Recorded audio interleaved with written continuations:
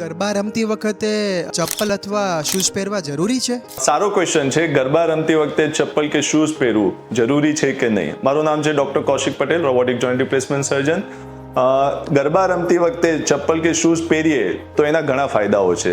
પહેલા ફાયદા કે આપણે જ્યારે ગરબા રમીએ ત્યારે એ એક્ટિવિટીઝ બહુ સ્પીડઅપમાં કરતા હોઈએ, અને જ્યારે સ્પીડઅપ એક્ટિવિટીઝ વગર ચપ્પલ અથવા શૂઝ પહેરીએ કરીએ ત્યારે આપણા જોઈન્ટ્સ ડેમેજ થવાની પૂરેપૂરી શક્યતા રહી છે. જેમ કે એન્કલ, ની ને હિપ જોઈન્ટ્સ, એના કાર્ટિલેજ, લિગામેન્ટ્સ ડેમેજ થવાની શક્યતા રહેતી હોય છે. તો જ્યારે આપણે ચપ્પલ કે શૂઝ પહેરીએ, એ પણ કુશનવાળા પહેરવા સારું. કુશનવાળા પહેરીએ તો ત્યારે શોક એબ્ઝોર્વર રીતે કામ કરે.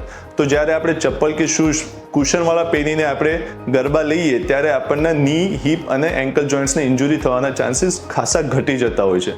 આપણે એક વસ્તુનું ખાસ કરીને ધ્યાન રાખવું, જ્યારે આરતી, પૂજા કે એવું કશું થતું હોય ત્યારે ખાસ કરીને ચપ્પલ કે શૂઝ ઉતારવા અને આરતીમાં સાથ આપવો અને એમાં પ્રિસેન્સ આપી, તમારી હાજરી આપવી.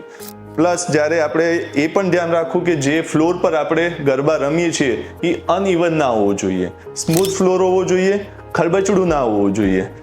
આ બધું કરવા છતાં પણ તમને એવું લાગે છે કે તમને કોઈ ઇન્જુરી થઈ છે ની, એન્કલ યા હિપ જોઈન્ટ્સમાં, કે કોઈ મસલ પેઇન થતું હોય છે, તો નજદીકી કોઈ પણ ડૉક્ટરને કન્સલ્ટ કરવું જરૂરી છે બીજા દિવસે ગરબા જતા પહેલા.